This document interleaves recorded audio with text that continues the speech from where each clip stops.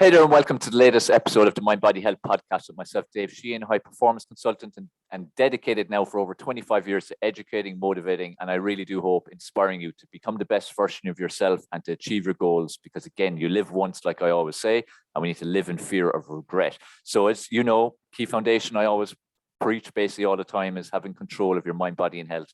And whether it's me speaking on my own in a podcast or having a special guest, we illustrate in our own lives how that has been important to us on our own journey. And everyone has a roller coaster journey. And our guest today definitely has had a roller coaster journey, just like myself. Plenty of ups, plenty of downs. But again, it's how you react in times of challenge is the most important thing. And it's the thing that allows you to grow and develop into, again, the best version of yourself. And it's actually a necessity to grow, and it's a necessity to becoming the best version of yourself too. So my guest today is Colm O Brien.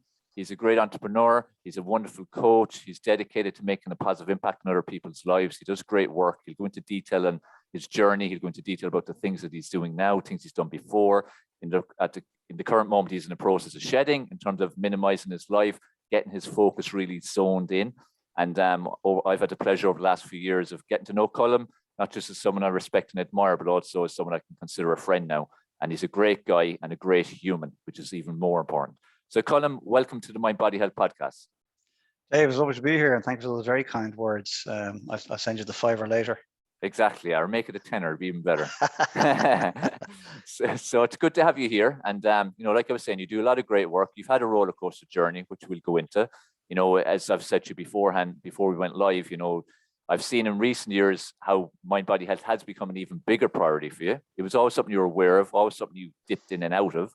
But now it's become like a core non-negotiable, which is what's so important for people to, really have control of their lives and become the best they can be and achieve their goals, basically.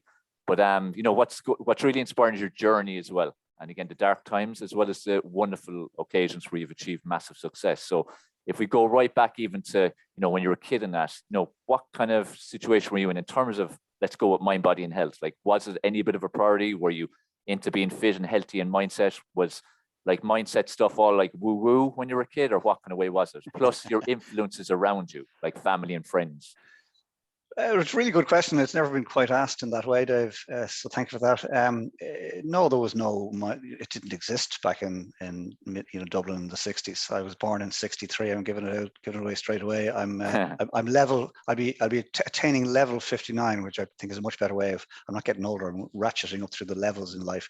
I'm attaining level 69 in March of this year, 2022. So no, but back in the day, come here, regular household in Dublin, born into a Catholic household. Dad worked outside the home, made a living. Mum worked in the home, kept the five of us on the straight and narrow. And but there's no talk about mind, body health or any of that type of stuff. And I wasn't a sports person at all. Yeah. I was sort of allergic, to be honest. Yeah, it wasn't your thing. No. Reading, now that I think of it, if I did have a habit back then, it was reading. And I remember, reading was no problem, and reading books, all the usual stuff, Treasure Island and whatever. But, I was always reading books. And I remember, however, I became a hippie. This is in the mid 70s when I was in school, 15, 16. I had to fit in with a crowd, and I decided that being a hippie was cool. But that put me into the way of bad habits. I took up smoking and all sorts of stuff, right? And but I also stopped reading. And I remember at one stage, very definitely remember, like around my intercert, which is I think the junior cert now. I remember scrabbling for a word because I couldn't figure out how to spell it. And that was the first time in my life it had ever happened that I had to think about spelling a word. And that's because I gave up the habit of reading, if that makes sense. Yeah, it just caught up with me, Yeah. It's something that's really important for people to do, like to read regularly. And even if it's now the audio version, which has become more popular, I know myself, I listen to stuff now more so than physically reading, but we need to again be consuming that kind of information all the time. Oh, we do constantly. And if there is one habit that I re-engaged with over the years that was the most transformative in my life, it was the habit of reading. And I began to read books to motivate me and to get my mind clear and straight and whatnot. And so, I came up with this thing, 10 a day. It's my prescription, 10 a day, to read 10 minutes or 10 pages a day in a book that's going to stretch your thinking. And, over a period of time, do that for forever, and your thinking will evolve in direct proportion to that.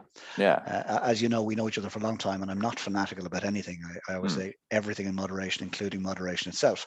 Yeah. So I'm not the type of, who I don't want to read a book a day. I've no interest, right? Yeah. I don't want to be an Olympian in any sense, if that makes sense. I just want to be the best version of me. And if I'm being true to myself, I'm not an Olympian. I'm not a Tony Robbins. I'm not a Bill Gates. I'm not an Elon Musk. They've got their roles to carry out, and I've got mine. And mine is, I think, slow and steady. But that's what's so important. Again, like, you're being authentic to your true self. And, this is a message we give a lot on this podcast, and that, we live in a world now where everyone's given an image of what you're supposed to be like, what you're supposed to look like, how you're supposed to behave, the things you're supposed to buy, the things you're supposed to do, what's right, what's wrong, when you have to just tune into you and do what's right for you. And, that's something that's really, really key for people to learn. And, to basically just not care what other people think, and to do what's right for you and tune into your gut and the true essence of yourself. And, self-love and self-esteem and confidence and all these things come from tuning in and being authentic to yourself, So it's, it's good that, like that. It's like, even, you found your tribe that suited you at that age, as you said, as a teenager and so on. So it's a case of, like, would you have always been, as they call it, like, that bit different, that bit unique, your own person, or were you a follower for a while? How would you have been growing up? Yeah, I think I was probably my own person. I refer to myself in recent years as a black sheep. Yeah. And I think you're one too. We're sort of outliers, right? And as a result, many people don't get us. They're looking at us and saying, "What is going on over there?" Except black sheep are very happy, first of all, on their own. First and foremost, right? Like, I love my own company, and I know you do too. You love yours, and but we're also really great when we get together, right? When a flock of black sheep get together, we have really interesting dialogue, and then we go back off to our respective pastures, if you like, and live our own lives. So I think I've always been slightly off center. Yeah, and but I'm proud of that. I see it as like a superpower when you have, it's down again to self-esteem, self-confidence, and your own positive self-image. And this is what everyone needs to focus on striving for and achieving. Because, again, society has made a lot of people feel that they're totally inadequate all the time. And also they're trying to be something that they're not. So, again, it's getting back to tune into yourself. Who are you? And also not caring what other people think. Again, people care far too much what everyone else thinks. It doesn't mean never listen to anybody, but again, be very diligent in what you do listen to and who's speaking it, and are they some form of role model for the information that they're spouting, basically, because a lot of time they ain't. They walk and they talk and so on. Well, you were saying about reading, or when did you re-engage with reading? You said you dropped off around young teenagers. Yeah, I dropped off for years, to be honest, and then I got involved with network marketing many moons ago, and as part of that, and truthfully, I never made any money in network marketing. However, it changed my life, because it gave me some really good habits. And one of those really good habits was to get back to reading, because your business can never outgrow you. Your career can never outgrow you. I've learned that to be true. I think you would accept that as a truism. So therefore, if I want my business or my career or any aspect of my life to grow and improve, well, then I must first grow. I must put in the hard yards. So back in the early days of network marketing, my journey, I got involved with NSA at one stage, which was water filters at the time. It turned into vitamins then, or not vitamins, Juice Plus. Juice Plus is a derivative of that these days. And by all accounts, that's very successful, not involved anymore. But when I couldn't get NSA to work for me, I jumped ship into Amway. And in Amway, that's where I came across a personal development program. And it included three things: read a book a month, listen to a tape. That was back in the cassette tapes, right? Listen to a tape a week, and attend a seminar every 3 months, I think it was, right? So tapes, books, and meetings was the education system. And it was the consistency of tapes, books, and meetings rather than the actual specific information in any one of them. And the accumulation of nuggets all the way along that made the difference. And that's where I came up with my own 10 a day formula. If you read a book or read 10 pages or for 10 minutes every day, or indeed listen to it, as you say, audio is fantastic now. Audio is a great way of absorbing information while doing something else, particularly if you're driving. Yeah, like I've found now I've moved more and more that way. Just it's more convenient and I consume it quicker. And I was never someone who liked reading. I read because it was something I knew was beneficial. So actually the audio versions like podcasts and audiobooks has been a blessing for me. And whether I'm cooking or driving or walking the dog or training, I'm always consuming something. Because again, getting the right information into your mind all the time is what's key. But the main, message from what you're saying that's really key for people to get is the importance of consistency and the importance of routines. People can sometimes see that as, too anal, as too boring. But if you don't have routines, if you're aimlessly going through your days and your life, you ain't going to get anywhere. Like, that's a fact. Yeah, it's so true. And but I go back to, I'm not a fanatic about anything, right? And this doesn't suit everybody, by the way. This isn't everybody's cup of tea, but it's mine. And one of the things we might get talking about Wig-Wam, which is my coaching business now, in a while. But one of the things we've learned, and it's come here. When I say we've learned, we step into something, we start something like Wig-Wam, and as we go and grow through it, it changes and it changes us, and we get new information and we connect new dots together. And one of the things that has come through Wig-Wam is a phrase called "win the week, win the war." Right? The week is a wonderful saying. The week is the perfect patch in the fabric of life. Right? Every week is 7 days, 168 hours. It's exactly the same shape and size every single week of your life, my life, or your listeners' lives. So it's the perfect patch in the fabric of life. So therefore, if you want to achieve anything, well, then make the week work, win the week. Right? Just say, okay, I want to achieve whatever it is, and then take a step towards that, a positive step towards that this week. And then next week, take another step towards that. So if you win the week, over time, you will win the war. And of course, if you move faster, you'll win the war quicker, right? Whatever that war is. Yeah. But the other thing that struck me was on the basis of winning the week, Dave, two other things that I'll bring into this, if I may. One is to win the week, you only need to do something 4 times out of 7. Right? You don't need to do it 7 days a week. You only need to do it 4 times. Because if you take positive action 4 days out of 7, what have you done? More than half the week, you've won the week. Right? Yeah, totally. Yeah. You're getting ahead, which is the goal. Yeah. And so my personal routine now around my goals is to make sure I do them 4 days a week. I'm less anal than I was some years back where I had to do it 6 and 7 days a week. No, I don't. I do it 4 days a week. Well done, Collie. I reward myself, and I reward myself with a Guinness and a Dairy Milk on a Friday evening, right? Yeah, make sure you check out his pictures on social media, the Guinness and the Dairy Milk. Yeah, it's a wonderful combination, by the way. Yeah. Anyway, so yeah, 4 over 7 is how to win the week. And then the other thing that we've learned through Wig-Wam, and my partner in Wig-Wam, Michelle Barry, came up with this one. And I connected the dots slightly differently than the way she explained it, but she said that 1% of your day is 14.4 minutes. There's 1,440 minutes in every day. So 1% of your day is 14.4 minutes. Now, the nearest number to that we all understand is a quarter of an hour, is 15 minutes, right? So therefore, if you do something positively, let's say you want to learn the guitar. You've always wanted to learn the guitar, but you put it off because it's too big a mountain to climb. So what you do is you start taking steps towards learning the guitar, even if that's just buying a book and learning the guitar, right, and reading it. And you do so for 15 minutes. Now, this goes slightly beyond my 10 minutes per day, right? But this is the evolution of thinking. So now it's about 15 minutes 4 times in the week. That's it. 15 minutes 4 times a week. So that's what I refer to as 1% living. Yeah. So I'm applying 1% of my day, 15 minutes into some new habit I want to develop. And I'm going to do that at least 4 times in the week. And once I've done it 4 times in the week, a bit like swimming, I swim in Lough Derg, and my goal is to swim in Lough Derg 4 times a week. Right.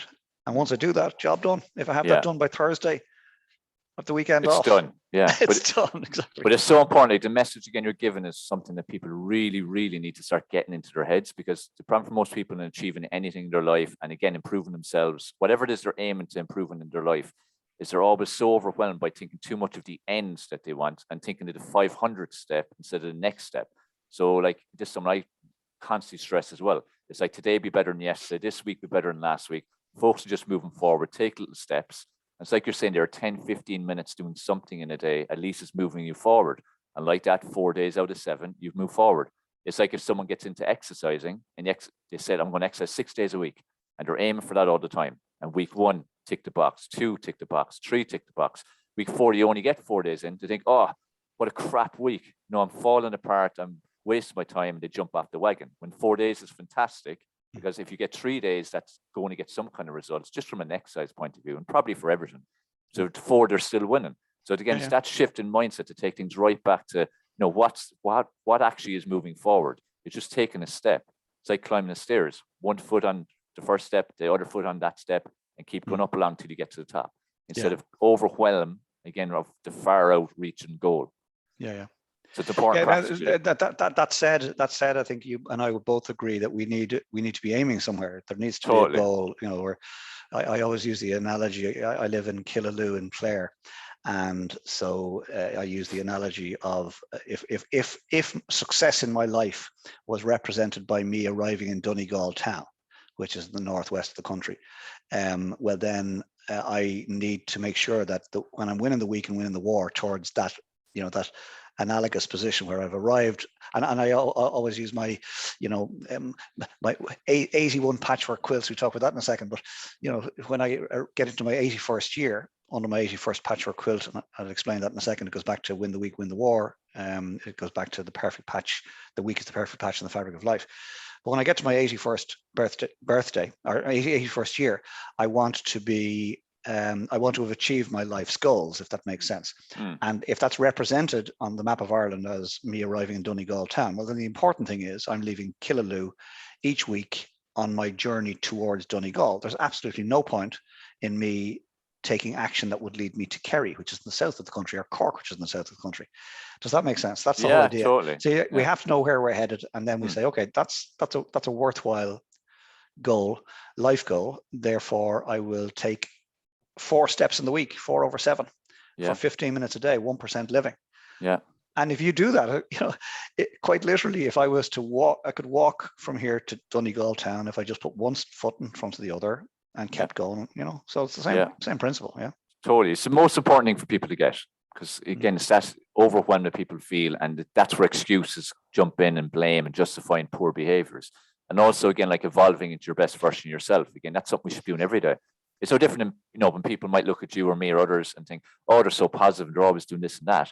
Like, we have the same struggles as anyone else. It's just that we can cope with it better. And if we fall off, we get on much faster, or we fall off less frequently, which is a goal everyone should have, and just evolve into the best version of yourself, because everyone can do that. And it just takes little steps. We're just drinking a glass of water or doing like 10 minutes reading or whatever it might be. So again, people need to start realizing that, like, you have the opportunity every morning you wake up and your heart still ticks and your lungs still taking oxygen to evolve into a better version of yourself, and treat time and life as precious as it is, because we have absolutely no idea how much time we're getting, when it's going to end. So why not just maximize it every single day? Time is the one truly irreplaceable resource for the rest of us.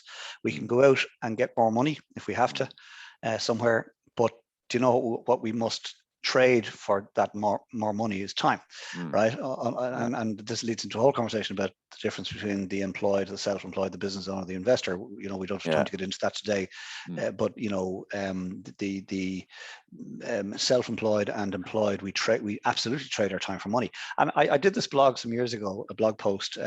Cillian Murphy was in this movie. I can't remember the name of it, but it was basically it was about time, that everybody was given so much time, and they had a little clock on their forearm, everybody. Oh, right? very good. And it was going to run out at a certain point, so it spawned a whole black market trade in time. People were buying time off each other and all sorts of things.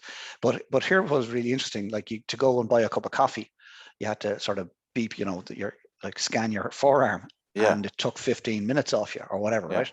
Now, here's the thing. At first, I looked at this and thought, that's mad. That's very futuristic. No, it's not.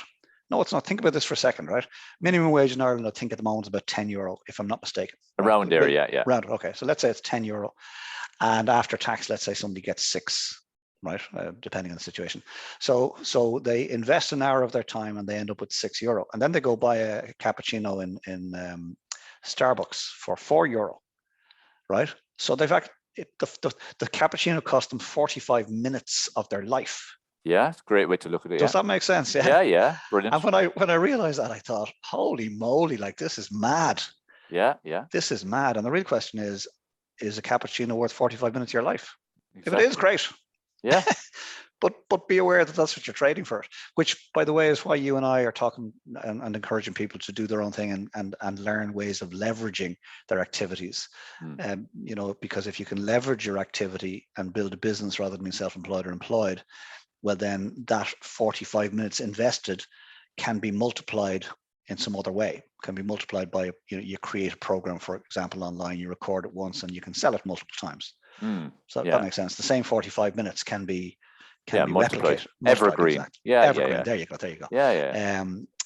And I'm sure there are listeners saying, "Oh, that's all very well for them, for the guys," but we've had to figure this out ourselves. And you and I are both now, and we're I suppose plowing parallel furrows, right, in one sense. But we operate very differently, and there's no right and there's no wrong. But the principles are still the same. And you're absolutely right. Time is so precious. Yeah. And at some point, this too shall pass. At some point, we'll be moving on, shedding this mortal coil, as somebody said. So what we do in the meantime is key. Yeah. But it's living consciously. Like, that's what it comes down to. And, breaking from societal conditioning. Because look, so much of that has got people living a certain life to see as their life. And most people do that, unfortunately, and they're filled with regret at the end because they didn't really live their life. This is why it's always so important to keep getting that message out there of, be authentic. Who are you? It's like even the thing of, some being employed versus self-employed versus business or whatever. Not everyone is designed to be self-employed or business owner, but a lot of people are. They don't realize that they are. Plus, we live in an age now where it is actually so easy for someone to do that if they want to. Now, you still have to put in the work, be consistent, be disciplined, be smart, strategize, all that to actually be successful financially or achievement or whatever you're looking for. But everyone now has the potential to actually do their own thing and live their passion. And it's only, again, excuses and blame and things like that will stop people doing it. So again, it's like, being conscious, living consciously, being authentic to yourself, decide what you want to do. Like, being self-employed has so many benefits. It also has so many challenges, but that's all part of the journey. That's the joy of it. Like, I've had a roller coaster. I know you've had a roller coaster, which we'll get into, but I wouldn't trade it for anything because it's made me who I am right now. Without all the dark times, I wouldn't be who I am, because we need that. We need that growth. And when you just live that kind of middling life that so many unfortunately do, they're just part of the system and waiting like till they're 65 when life is supposed to be fun at that stage. You work to then have fun at 65, but then you haven't really created even financial stability to be able to, it's like a myth that people are living towards. So, everyone has the potential to be what they want. It's just you have to tune into what it is you want. That's what's key. Yeah, but also many people, and I was one of them for sure, and I still am. I've got fears too, right? But I'm less fearful now because I've been through a journey for the last couple of decades. But you asked me about my early life, and my early life, I told you, Dad worked outside the home. He worked for a paycheck. Mom worked in the home, and there was never any money. There was loads of love. There was always food in the closet. We always had holidays down in Wexford in a mobile home, et cetera, et cetera. So it was great, right? Great upbringing. There was no alcohol. They never drank. Dad did smoke for a few years, but that also passed. And but the challenge with that for somebody like me, black sheep, was I couldn't figure out why our family didn't get ahead financially. While I looked around and saw others getting ahead. And I began to study the principles of getting ahead when I joined Bewley's. I used to manage Bewley's Cafe in Grafton Street. And I looked at Paddy Campbell, who was the owner of the owner of the Bewley's empire today. And I looked at him because he was my boss 2 or 3 times removed, right? He was the boss. And I was looking at him and saying, what's he doing differently to my dad? And there's no disrespect to my dad at all, right? But the difference was leverage. My dad was investing an hour to get a paycheck, right? Yeah. Paddy Campbell was investing an hour to build a business. And over time, that business began to grow legs, whether he was there or not. That's the fundamental difference. And so once I began to study what other people were doing. But my point is to your listeners is, maybe somebody's listening to this and saying that's all very well for those guys, but everybody needs to know we started where we started, and you can't start anywhere else than from where you are now. So if the influences in your life, dear listener, are not the influences that you would like them to have been, it is what it is. Go find some other person that you wish to emulate, that you believe you'd like to be like. We spoke earlier about society painting pictures, unrealistic pictures for people. The big problem out there at this moment in time, all these influencers, and some, there lots of them are great, I'm sure, right, and genuine. But lads, many of them are just happen to have been born beautiful. Let's call a spade, right? Yeah. Ovarian lottery is what Warren Buffett calls it, right? Happen to have been born stunningly beautiful, and therefore all of a sudden they influence 1 million followers. Hello. And the problem with that, and this is no disrespect to any of them, as I say, many are very genuine. Problem with that is it's not replicable, because the 1 million followers are looking in envy and saying, oh, I'd love to have that life. You ain't going to have that life. That's not your destiny. Yeah. But that doesn't mean that you can't have your life. Yeah. And, and you don't need 1 million followers to be happy. And it's good. I'm glad you brought up the influencer thing, because that has been such a massive thing now for, I suppose, definitely 5, hugely, if not 10 years. And it has caused people to go even worse into themselves and feel even worse about themselves. I said, whether it be the beautiful side or what they're putting across. Again, there's so many fake in terms of, you can pay money to have $1 million and throw it on a bed and pretend it's yours. You can stand beside a Ferrari. So there's an awful lot of fakeness. And like, I personally know a good few influencers, and some of them are actually very good people. They just happen to have been at the right time when this stuff all kicked off. But in terms of what they're actually adding, they're not adding anything. They're getting followers because, again, they got momentum. And again, whether it be for how they looked or what they did, or shirts off or showing their booty or whatever the reason is, it's good timing, but they're not actually adding any value. And they just have people who are putting them on a pedestal and do nothing for themselves. And it's like you touched there and being happy. Like, that's all that actually matters. It's why people have to live their own journey, because if you're not happy, you've got nothing. And it's like, even you said, even there, like, with your parents and the way you lived and so on, like your dad could have got ahead, your mother could have got further ahead, let's say. Now, if they were genuinely themselves truly happy, cool, that's where they should be. So it depends. This is for again, the listeners, it's stop believing, like what society nearly tells you have to have $1 million pounds in the bank or dollars or whatever. You don't have to have a big 10-bed house. You don't have to have a Ferrari. You don't have to have any of these things. What is it you want? That's all that matters, and work towards it. Because at the end of the day, when you think of a time in your life when you were truly happy, whatever reason that was, even for that moment in time, nothing else matters. And it's like, it's a powerful force. So it's a case of working towards that all the time. 100%, Dave. Yeah, working towards the best version of you, and you got to decide what that looks like. I'm reading a book at the moment. I was reading a book and I finished it, and this is back to the habit of reading. And I don't have nothing to read, so I went back into my Kindle. I used my Kindle on my phone, so I went back in and found a book called Reboot that I hadn't read. It was in my library, but I hadn't read it. So I started reading it, and I was reading it this morning early. And your man was talking about, I'm going to lose my train of thought now. Can't remember what he's talking about. I'll come back to that in a second. It'll come back to me. Let's continue the conversation. Sure, yeah. To go back to the start of, like, when you said you did NSA and then you did Amway, were they the start of your entrepreneurial journey, or had you done something before? Plus also, did you always feel an entrepreneurial flair, or you kind of fell into it? No, I didn't believe I was an entrepreneur at all. I going back to, my influence at home, all I saw was, what you do is you go to school, you get a leaving cert, you get a job, you work hard for the rest of your life. And that was fine with me growing up. That's because I didn't know any different, right? But when I got into the workplace and began to see other people, as I said, getting ahead and wondering, well, what's the difference between that man and my dad? And my dad is a great guy, still alive, thank goodness, both 83, thank goodness, hale and hearty. But, they had different influences, and they never believed it back then. And certainly with my mom and dad, it was never get above your station. Totally. Never get above your station. Very Irish thing as well. Oh, Catholic, completely. Catholic Irish. Yeah, exactly. Yeah. And so there are I've still got all sorts of baggage around that, but we won't go there today. So yeah, never get above your station. And I don't think they believed they could get above their station. Haven't we done wonderful from where we started? And they had, right, from where we started to where we are now. They've given the 5 kids a leg up. And the question is, what are we going to do with the leg up? And all of us, anybody listening to this, has been given a leg up to date. And the question is, what do you do about that? So when I got into the workplace, Dave, I began to look around, and that's why, and I got frustrated. I was working really hard and getting nowhere, making exactly zero progress.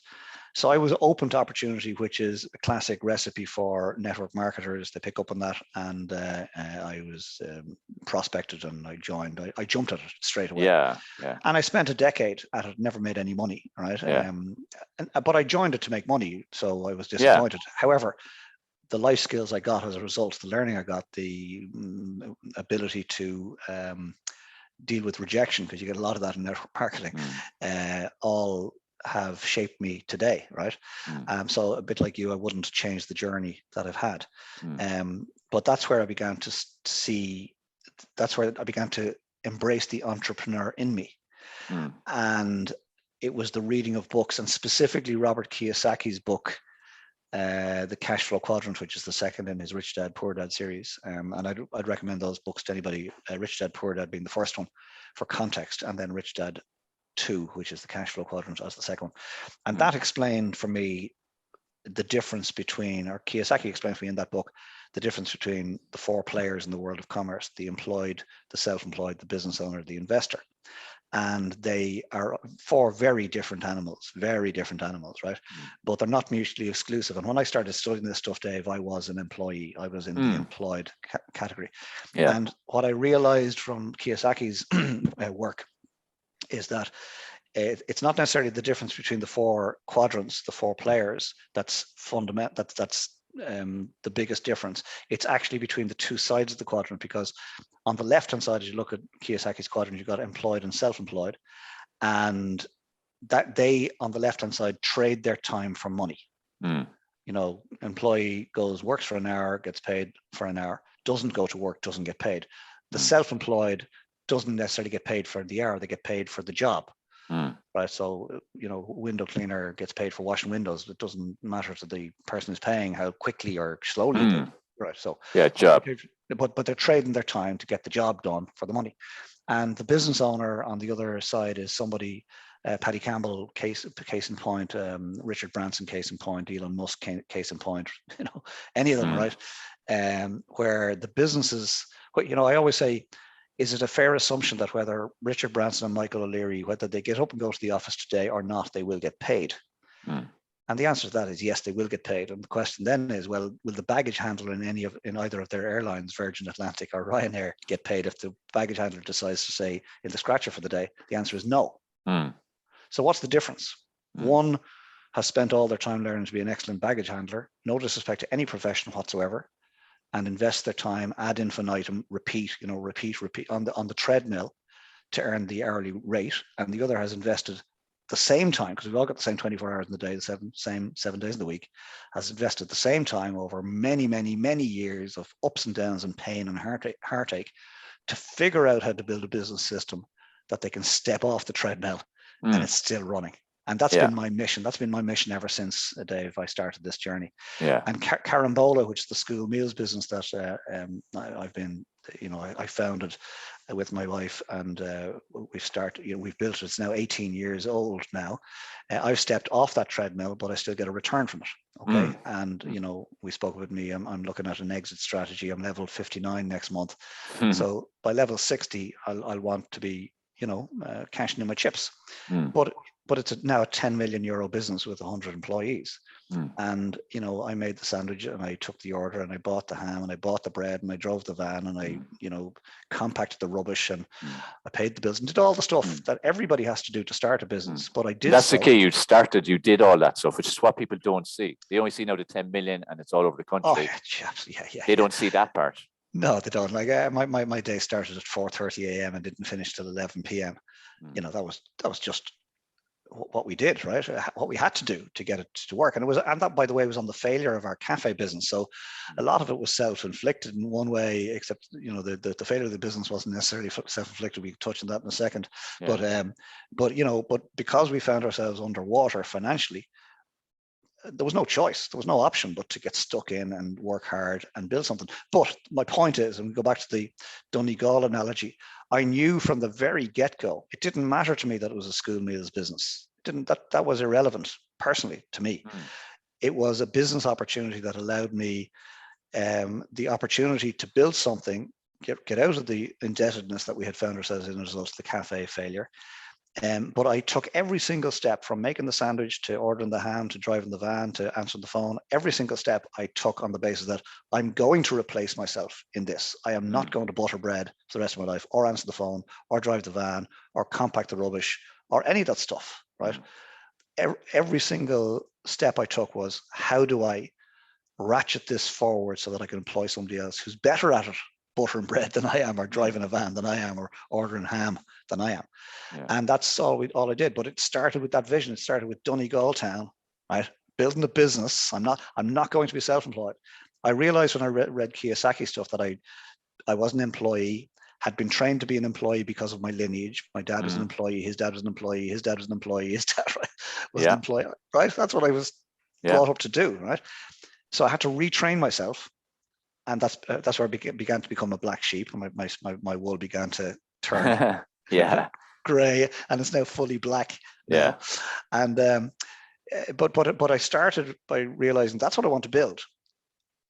And the difference between that and the self-employed individual in the same industry, because there are people who get up every day, make sandwiches, deliver them to schools, and they earn a living. Dare I say, they earn a crust, right? They earn a handsome living from it, but they do all the work. Happy days, lads. Wish you well. It's just not for me, and it never was for me. I would sooner always earn less at the end of the week than the person who's earning more than me, so long as they're doing all the work. Yeah, but it goes back to the time thing again. You're getting time freedom, which is what is the most valuable currency you can have. So by building the business, you're gaining freedom. Like you said, you can stay in bed and stuff keeps motoring. You're still going to make some money. If you get up and work, you might be able to make more money, but you're still going to make something even if you stay in bed all day. And that's the key point people need to realize. And that's that. Even that, I'll touch on that if you don't mind, Dave. I stepped out of Carambola for lots of different reasons, but I had fallen out of love with that industry and the work we were doing. I'd become disenchanted with it. I set out to build a business. Job done. Tick. Managed to build a business, multi-million euro business. It's great. So I achieved my goal, right? And as I said, it was never about school meals or never about sandwiches or any of that type of stuff. I achieved my goal. So when I achieved my goal, I got bored with it, right? And so other people, again, going back to my wonderful dad, like, he looks at me and says, why don't you just stay and you could make even more money? It was never about making more money.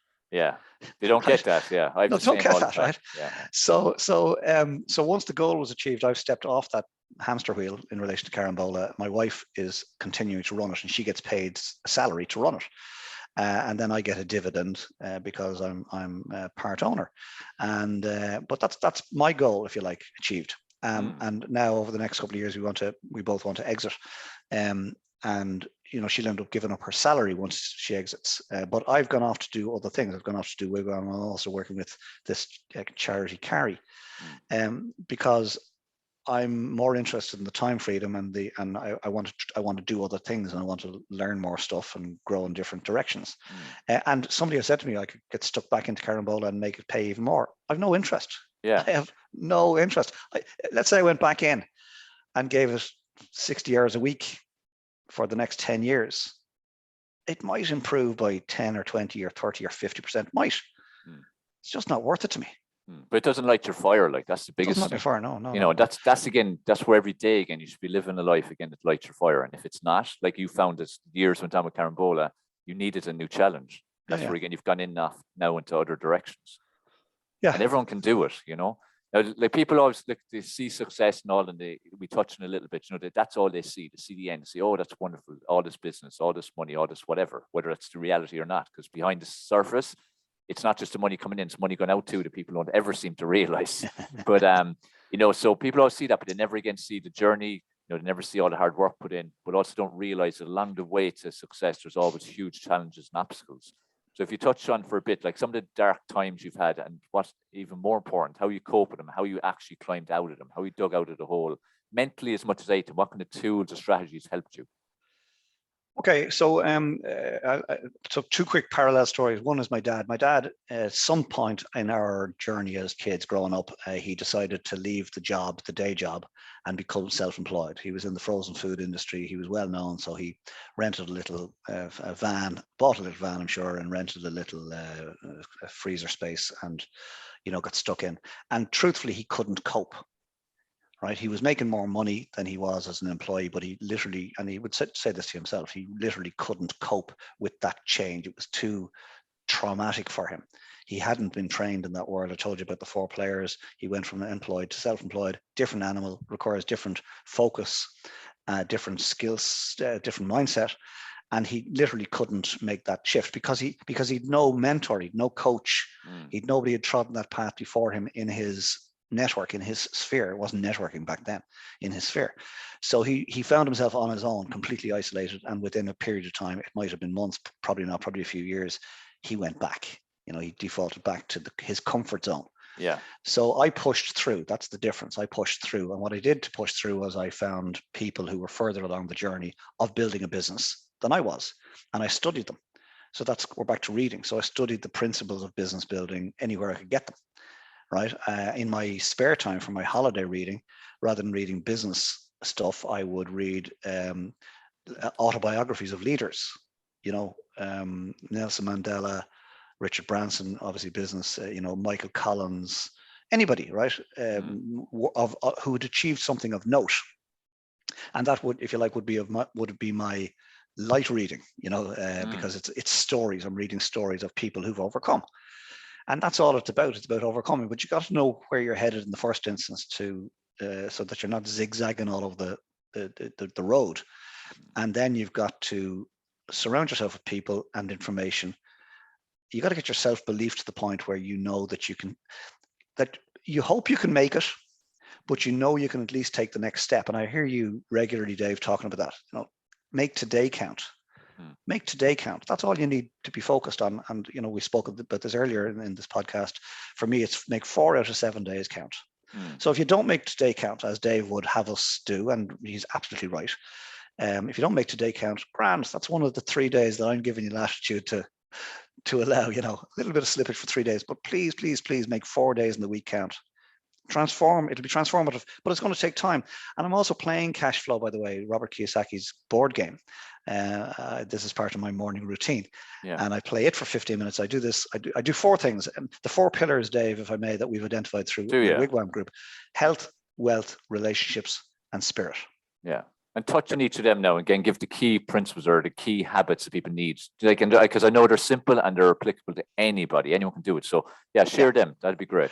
Okay, so look, the 4 pillars, if you look around your life, there might be 79 different things you could do. And yes, there are. But fundamentally, as I see it, there are 4 pillars. We need health, right? We need wealth, which is not the same as riches. We need a few bob. We need to be able to pay the bills and buy the bread and the milk and all the rest of it, right?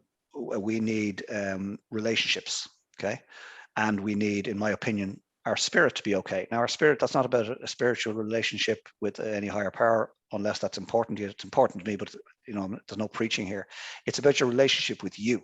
It's how are you in yourself? Are you happy in yourself? How is your spirit, right? So we call that HWRS, and we get people to score themselves. Score yourself, and in fact, I'll invite the listeners, score yourself now. How is your health today on a scale of 1 to 5, where 5, no improvement possible? Give yourself a number, right? It's probably not 5, right? So scale of 1 to 5, how's your health today? Write a number down. Your wealth, how do you feel about your ability to pay the bills today? How are you feeling about your financial situation today? Give yourself a number between 1 and 5. Your relationships, how are you feeling about your key relationships today? Your significant other, your children, your parents, your friends, whatever it might be. Broad strokes, how are your relationships with others today? Give yourself a score between 1 and 5. And then your spirit, how are you in yourself? Do you believe in yourself? Do you like yourself today, right? and give yourself a score between 1 and 5. And I encourage nobody to give yourself a 5 in any area, because there's always room for improvement. But that simple exercise, HWRS, your HWRS score will give you an indication as to how off track you are, because 20 out of 20 is what you'll achieve 20 out of 20 when you die, right? Yeah. 5, right? So, but in my world, 16 out of 20 is my goal. By the time I'm ready to shuffle off that mortal coil, it's to be still on the road to improvement, but to have achieved 4 out of 5 in my health for my age at the time. This is in my 80s, 90s, or the next century, right? So at the time, I want to be able to give myself a score of 4 out of 5, for my health relative to my age at the time, for my wealth relative to where I'm at. I want to be debt free, and I want to have enough put aside, and the kids looked after, and the grandkids looked after, etc. My relationships with my kids, with my spouse, with my partner, with whomever, my friends, my business colleagues, and my spirit. I want to be happy with me, that I've done a good job, that I've contributed, paid my way here on earth. So HWRS. So what I do is every morning, and this goes back to 1% living, is I actually give myself a HWRS hour. It's in my diary, HWRS. And so what I do is I meditate for 15 minutes. This is every morning, yeah? Or is it 4 mornings a week? Yeah. I'm not fanatical, right? It's 4 mornings a week, right? So I meditate for 15 minutes, right? And that really, believe it or not, is around my health more than my spirit, to be honest, right? I also do the swimming. That's another later in the day. My wealth, I play cash flow for 15 minutes, right? Because it gets my brain thinking around, what I'm trying to achieve from my financial life. My relationships, I read, right? I read, and this is all about me getting my own head clear about who I am, so that I can be better serve others.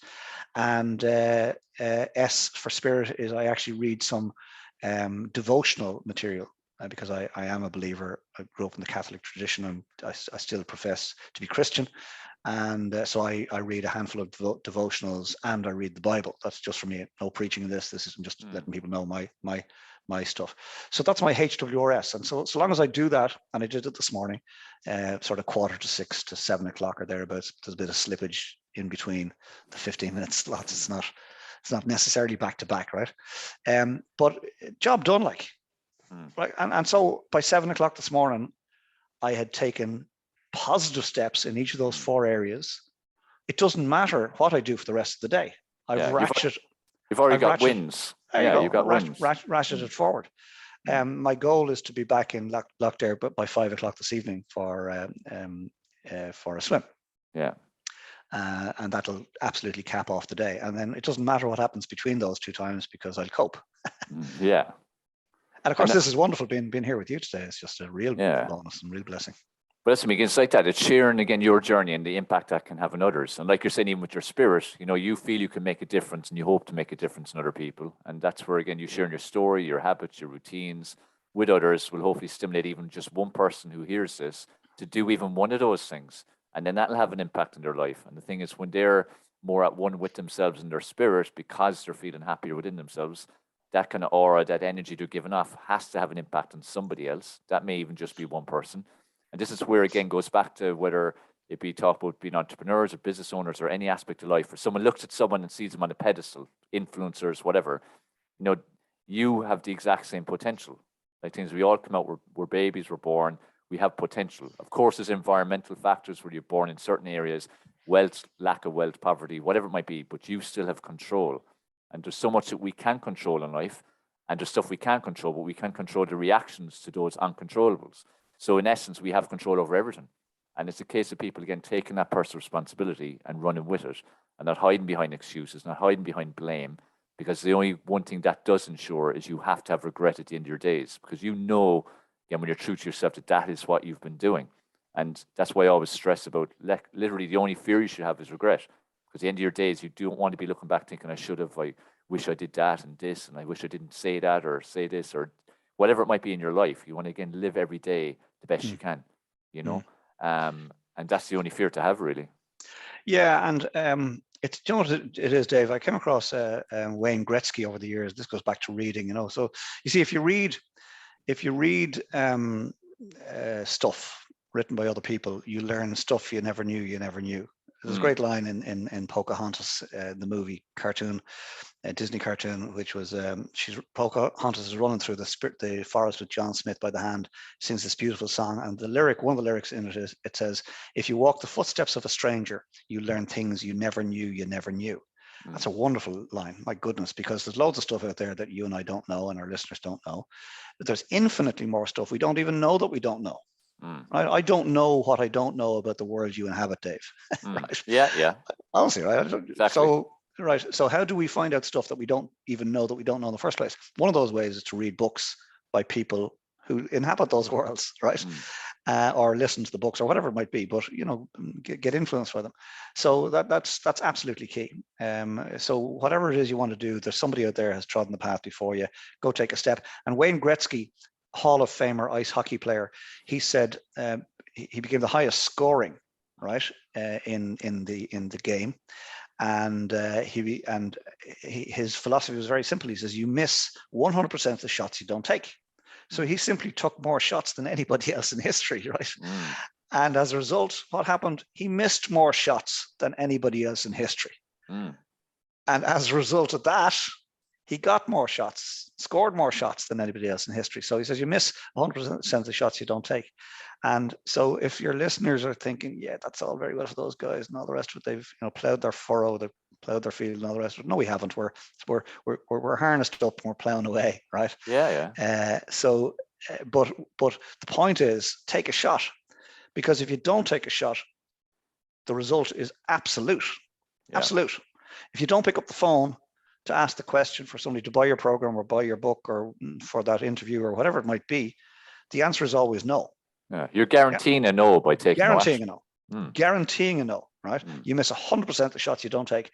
If you take a shot, you give yourself the opportunity to find a yes, right? So I think that's all you and I, Dave, have done over the years, is we've taken shots most days. Yeah, and it's like, I'll throw in another bit in terms of like the word risk could be thrown around a lot, you know, and people's perception of risk, and risk is what stops people doing things and what gives them fear. But like the reality is, when you're looking at something that you think may improve your life, again, any area, relationship, spiritual, professional, financial, whatever, you then start to see the risk. Well, the thing is, the fact you're even looking for some kind of change shows that you need a change, you desire a change. If you don't take that step, that's the actual risk, not the risk of actually taking the step. Yeah. Like staying where you are is the risk, because you're staying where you are. And unfortunately, again, far too many people, which is really, in reality, the majority, again, it's like I said, that level life where it's just, oh, I think I might do this. Oh no, I'll stay where I am, I'm safe. A lot of that too is not just listen to their own voice, but listen to too many other voices who are not voices they should listen to, which again is where we've touched on a few times. Be very careful who you do listen to, and make sure, again, like that, strangers with good information or people who've done what you want to do. But people need to change a relationship with the word risk and jump and do it, just like the fear, like feel the fear and do it anyway. Yeah. One of the challenges that many people face is they seek advice in the wrong area. So if you take the cash flow quadrant we spoke about earlier, if you take the difference between the employee and the business owner, let's say, as being on, two completely opposite sides of the fence, right? So somebody is an employee today listening to this, as I was back in the day, and they decide they want to be a business owner. And what the mistake they make is they'll go and talk to their brother-in-law, who's an accountant, right, working for a firm, right, or a civil servant, and say, what? And they go down to the pub and have a beer. Well, maybe they won't because of COVID, right? But anyway, they get together, have a beer, and say, I was thinking of setting up this thing. What do you think? Oh, I wouldn't do that. Oh, you'd be mad. But you see, here's the problem for that person who's been an employee for 27 years in some office. That's their reality. Zero appetite for risk. So you got to be very careful who you bring your ideas to, because somebody can, from their perspective, be absolutely right for them. That'll never work. What they're really saying is that'll never work for me, because I'm risk averse. Look at my career history to date. I have been an employee all my life. An employee who's been an employee for all their lives is not qualified, no matter how much they earn. Right? They could be earning $1 million a year, $1 million a month as an employee. They're not qualified to tell you whether or not your business idea could work. Not qualified. You take that to a Richard Branson, or a Paddy Campbell or a Dave Sheahan, right? And you say, here's the same material. And I'm quite sure they'll say, from my experience, I think that could work. You've work to do, right? But it could work. So you've got to be very careful where you take your advice from. And if somebody's giving you advice, good or bad, by the way, positive or negative, in terms of supporting your dream or trying to talk you out of it, ask yourself, where are they coming from? So again, if you brought your idea to Richard Branson, right? And he said, Mary, I don't think so. I can't see that for you. Feckin' listen to him. Yeah. Right. It's a valid perspective to give. Yeah. It's a valid perspective, right? So wherever you want to go in life, find somebody who's been there, who's got the fruit on the tree from that perspective, and listen to them, and be very careful to not listen to the others. Because as well, it's like not reinventing the wheel too. Like there's people who have done what you want to do. So go find out of them how they did it and then learn. You may not do exactly how they did it, but at least you'll pick up some nuggets to follow your own path to making it happen. Because we're all different and there's always new ways of doing things. But it's like you go back to the people like the self-employed or the job person for 20 years and say, nah, don't do it. Like they're just projecting their own perspective. That's it. We all have perspectives and that's natural. But there's no point asking them that kind of advice. There's just no point. You're not going to learn anything from it. No, absolutely. Yeah. So there's so many valid points like that's so key, and like the whole routine thing is so important. And it's like the importance of that consistency. Like people need to again get into their head. Consistency is absolutely everything. Yeah. And many times we've touched on about taking those steps, the small steps, the 4 days out of 7. All like the habit you're doing. Everything's touched on again: the mind, the body, the health, the spirit. Like everyone can do all of these steps. It's not rocket science. Like this is where, again, people are always looking for the magic pill, the magic blueprints, this quick fix. There is none. Like there's no quick fix. You can find ways of doing things quicker, but you still have to put in the work to get along the way. Like nothing worth achieving ever happens fast or easy. No. You have to put in the work into it. And again, you're proof of that. Like anyone who's successful in some way is.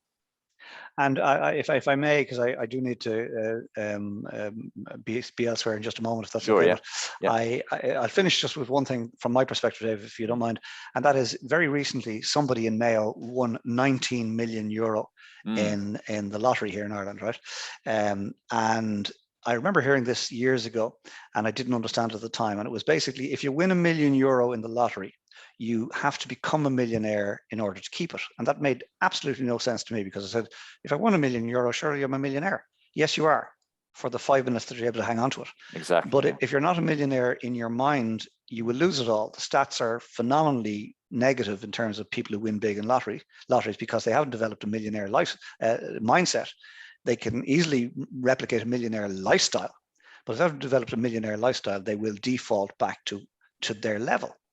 So it's all about personal growth, and I wish that person in Mayo the very best. Yeah, in fingers crossed making the most. Absolutely, yeah. But yeah, the mindset around everything, especially money, is huge. Like you touched on Robert Kiyosaki's books. Like a big problem for most people who have a bad money mindset and why they don't have money, again, it's their mindset. So you need to read books, consume stuff, speak to people who have a good money mindset, and learn off them. And then take action. Exactly. Most important of all, of course. Like I'm conscious of your time. So just touch on again where people can find out more about you. Tell a little bit more about Wig-Wam. We've touched on a little bit because I know that's your key passion right now. Yeah. Look, Google Colm O Brien motivation. And on Instagram, what do you call it? LinkedIn, Facebook, YouTube, our YouTube channel there with hundreds of videos that are recorded over the years. And so yeah, Google Colm O Brien motivation is probably the easiest, and then link in with me there. I've written a book called Feeding Johnny: How to Build a Business Despite the Roadblocks. In fact, that's really, and you were instrumental, Dave, as you know, in my early journey, and continue to be. But you held my hand metaphorically as I was taking those very tentative early steps. So if somebody would like a copy of Feeding Johnny, the audio version, which is me reading the story, I gladly offer it for free if they simply link in with me on LinkedIn. So, go to LinkedIn, check out Colm O Brien Motivation, send me a LinkedIn request, and I'll happily send you a free audio version of the book. Wig-Wam is a coaching business. Wig-Wam itself is an acronym for Wonderfully Inspiring Goals Weekly Accountability Meeting. And I was delighted when I realized it could be something right other than a tent. And, but it's a nice one in that, people remember it. They remember Wig-Wam. It's an easy one to remember. And it's got all sorts of imagery around it that people already have in their subconscious. So I'm happy with that. And we're 2 years into it. And we're in those early hard yards years of trying to figure out exactly what it is we do. But effectively, we do mastermind work for short periods of time. We're kicking off some 5-week programs next week as it happens. And it's the first time we're running 4 programs concurrently, Dave, which is really exciting. We're back to leverage. Yeah. So for the same hour that I'm putting in and Michelle Barry's putting in to our business next week, we've actually got 4 programs running instead of just 1. That's leverage, right? A classic example of how to leverage our efforts. So yeah, anybody wants to find out about what we do, and by the way, it's all around HWRS, health, wealth, relationships, and spirit. We talk about 1% living. We talk about win the week, win the war, and all of that we started without having the vernacular to apply to it. That's what we started to teach, and the vernacular came once we started. If that makes sense. We know once 1% living wasn't a thing before we started Wig-Wam, and neither was win the week, win the war. That came as a result of the interaction with other people. So that's it. Yeah, it's been great to see it evolve. Like, it's hard to believe, like 2 years gone already, but it's great to see it evolve. And like you said, all the little things adding in, like 1% living and so on. So look, Colm, it's been a pleasure having you on. You do amazing work. You continue to do so, and you will continue, I'm sure, till your last breath. So, keep it up. And guys, make sure you check out all his information. Check out Wig-Wam, check out his daily quotes, loads of powerful information there, and just keep it simple. Take steps in the right direction. But Colm, it's been a pleasure having you on. Thanks for your time. Dave, likewise back at you. I mean, you've been hugely influential in my journey, as I say, continue to be, and hugely pivotal. I did my first video because you forced me to. Yeah, one day. A little push. Yeah, a little push. Yeah, you pushed me. You pushed me out of the nest. Yeah, and I haven't gotten back in yet. Exactly. Listen, it's a pleasure, Dave. Pleasure knowing you, and you keep doing the great work too. And let's together we'll make a difference. All right, yeah. Exactly. Thanks so much, Colm. So, guys, that's it for this episode of Mind Body Health Podcast. So, hope you enjoyed it. Share it across all podcasting platforms and YouTube and all the social media. And I look forward to speaking to you next time. Keep focused, keep living in fear of regret, and keep taking those positive steps forward. Take care.